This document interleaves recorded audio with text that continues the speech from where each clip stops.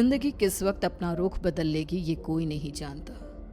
कब फूलों से भरी बगिया उजड़कर खाक हो जाएगी, कब मैदान बंजर रेगिस्तान हो जाएगा और कब खुशियों से भरी जिंदगी मायूस हो जाएगी, ये कोई नहीं जानता। ये कहानी है कनिष्का की, जिसे अंदाजा भी नहीं था कि उसके जीवन का अगला पल उसके लिए क्या लाने वाला था। एक ऐसा अंधेरा जो हमेशा के लिए उसकी खुशियों को खा जाने वाला था। मम्मा, तुम कब से तैयार हो रही हो और कितनी देर? जल्दी चलो ना, हम लेट हो जाएंगी।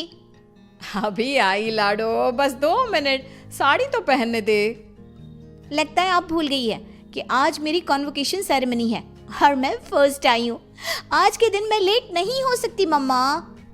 इसीलिए तो समय लग रहा है लाडो। जिसकी बेटी फर्स्ट आई है उसे तैयार भी तो फर्स्ट क्लास होना पड़ेगा ना। कनिष्का बचपन से ही पढ़ाई में बहुत तेज थी। हमेशा फर्स्ट आना, एक्स्ट्रा करिकुलर एक्टिविटीज में पार्टिसिपेट करना और अपने घर वालों का नाम रोशन करना, ये सब उसके लिए आम था। हड़बड़ाते हुए अपनी मम्मी और पापा के साथ कनिष्का अपने कॉन्वोकेशन में चली जाती है। I must say, Mr. and Mrs. Verma, you are very lucky जो आपके घर इतनी होनहार बच्ची पैदा हुई, वरना इस उम्र में तो अक्सर लड़के और लड़कियां भटक जाते हैं। पर कनिष्का दिन रात अपनी पढ़ाई में लगी रही और आज उसने हमारे कॉलेज का नाम पूरे स्टेट में रोशन किया है। स्टेज पर जाकर कनिष्का अपनी डिग्री लेती है। उसके लिए आज का दिन बेहद खुशी का था और वो इस पल को हमेशा के लिए कैद कर लेना चाहती थी। चारों तरफ खुशी का माहौल था। तभी कनिष्का की फ्रेंड्स उसके पास आती हैं। कनिष्का, इस बार तो हमें पार्टी चाहिए। हर बार तू बचकर निकल जाती है। अरे कौन सी मेरी जॉब लग गई है, इतनी भी बड़ी बात नहीं हुई है। अब बस लंदन यूनिवर्सिटी में मेरा एडमिशन हो जाए, तब पार्टी पक्की। तुम लोग कनिष्का की बातें तो रहने ही दो, मैं दूंगी पार्टी। आफ्टर ऑल कॉलेज की डिग्री मिल गई है मेरी बच्ची को। She is a graduate now. तो आज रात को मेरे घर पर पार्टी रहेगी, तुम सभी को आना है। रात को सभी पार्टी में आते हैं। सभी बच्चे नाच कूद रहे होते हैं। तभी कनिष्का खिड़की पर जाकर बाहर देखती है, जहां सामने के घर की छत पर बैठी एक औरत उसे लगातार घूरे जा रही थी।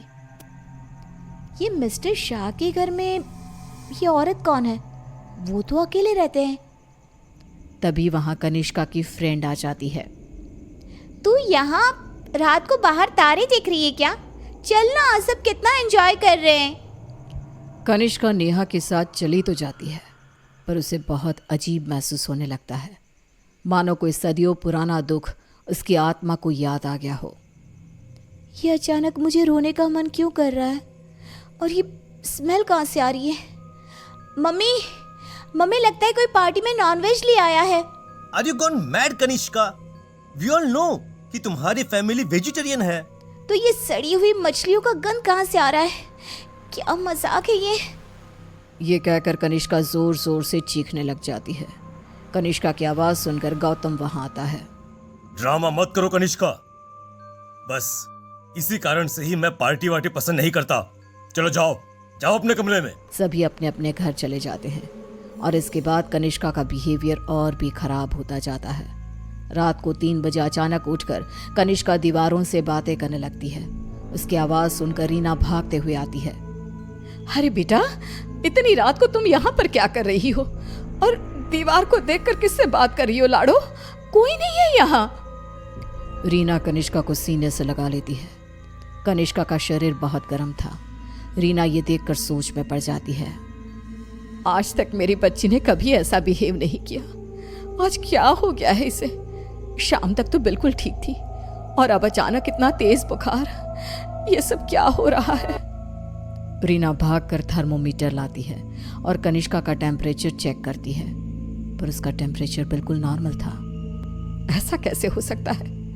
ये सब क्या हो रहा है? अचानक मेरी बेटी को किसकी नजर लग गई?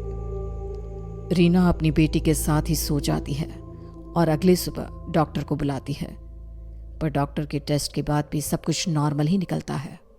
अब ये क्या नया लफड़ा आ गया है? एक और नया खर्चा। ये क्या कह रहे हैं आप? जब तक कनिष्का टॉपर थी तब तक आपकी बेटी थी और आज बेचारी बच्ची तकलीफ में है तो ये सब कहने लगे आप। रीना और गौतम में बहस हो जाती है। गुस्से में गौतम घर से बाहर निकलता है, जहां उसे पता चलता है कि मिस्टर शाह अब नहीं रहे।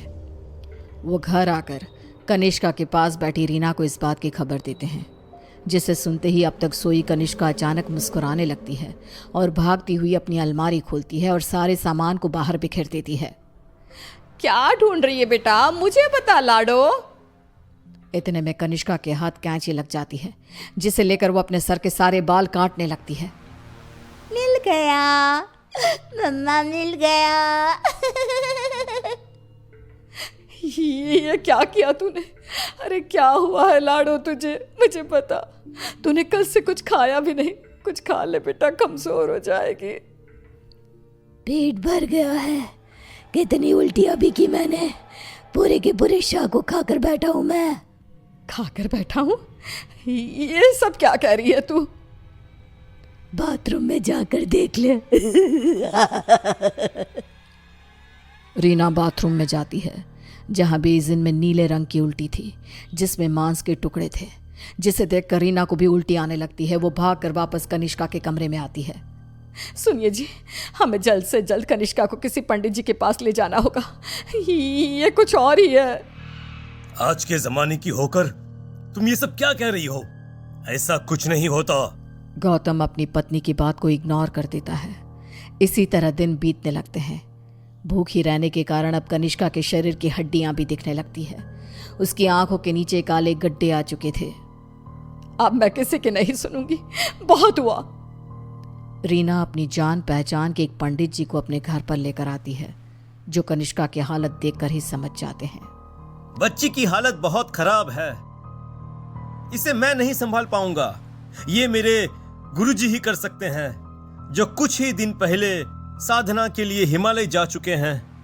रीना हर तरफ हाथ पैर मारती है कि कहीं कोई रास्ता दिख जाए।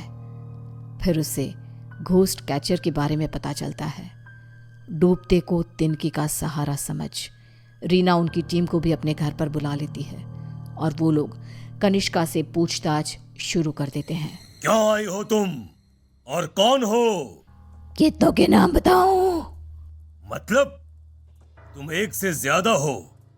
एक से ज्यादा हो इस लड़की के शरीर में। बताओ बताओ कितने हो? हम 42 प्रेत हैं। कनिष्का की बात सुन वहां मौजूद सब लोग हैरान रह जाते हैं। उसके शरीर में बसे इन प्रेतों को निकालना अब किसी के बस में नहीं रह गया था। उसी शाम कनिष्का की मृत्यु हो जाती है, जिसका सदमा रीना बर्दाश्त नहीं कर पाती और सब कुछ छोड़ अपनी बेटी के साथ हुए इस हादसे के पीछे की वजह का पता लगाने निकल पड़ती है।